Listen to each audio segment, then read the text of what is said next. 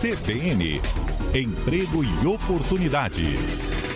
A Pesquisa Nacional por Amostras de Domicílios Contínuo, PNAD, relacionada à educação, divulgada pelo IBGE, mostrou que 20% da população entre 15 e 29 anos não estuda nem trabalha. A Organização para a Cooperação e Desenvolvimento Econômico diz algo bem parecido, que o Brasil tem uma das maiores populações jovens nessa mesma condição. Perde apenas para a África do Sul. Já é chamada a geração nem-nem.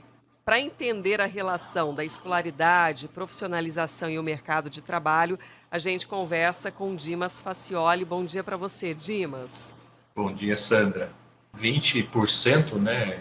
20% da população que pode trabalhar, nem estuda, pode estudar, nem estuda e nem trabalha, é um índice bastante significativo, né?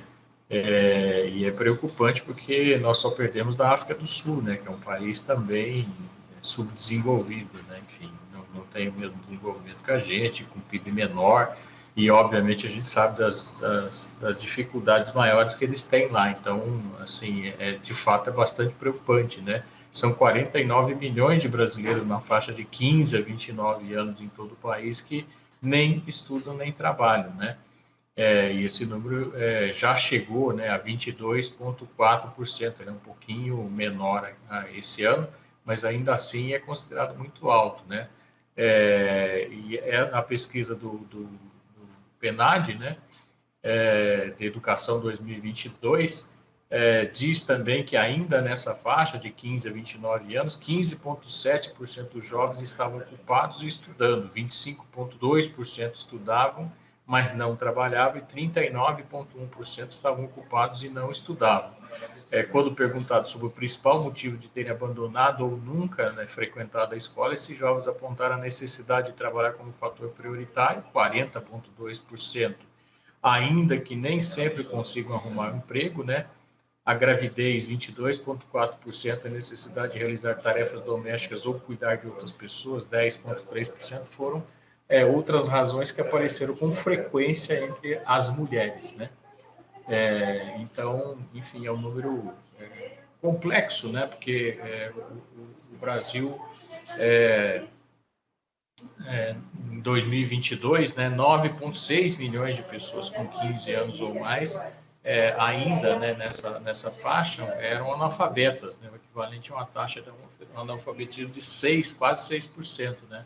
Uma redução de meio ponto percentual em relação a 2019, mas ainda é um número bastante alto. Isso, mesmo a gente reduzindo aí cerca de quase 500 mil analfabetos em 2022, ainda é um problema muito sério, né? Sim. As pessoas não conseguirem acessar a questão da educação, né? E aqui dos 37 países analisados, como você disse, né, da OCDE, o Brasil figura aqui em segundo lugar, na verdade, virando a planilha de ponta cabeça, né? Nós somos o 36º país aqui, dos jovens de 18 a 24 anos que não trabalham nem estudam, né? E pessoas sem trabalho e sem formação exigem mais recursos de programas sociais para o país, né? Além de não desenvolver a competência necessária para o mercado de trabalho e não inserir recursos de renda, porque não estão trabalhando, oriunda do trabalho, na economia, criando um círculo vicioso, perigoso a médio e longo prazo, né? Agora, o que a gente percebe também, Dimas, é assim, não é nem sempre que eles nem querem trabalhar ou nem querem estudar, né? São as condições socioeconômicas que muitas vezes levam para essa situação. Exatamente, tem esse ponto, né? Essa questão da condição socioeconômica que não deixa eles trabalharem, né? Ou precisam, por exemplo, que foi apontado aqui, cuidar de alguém, né?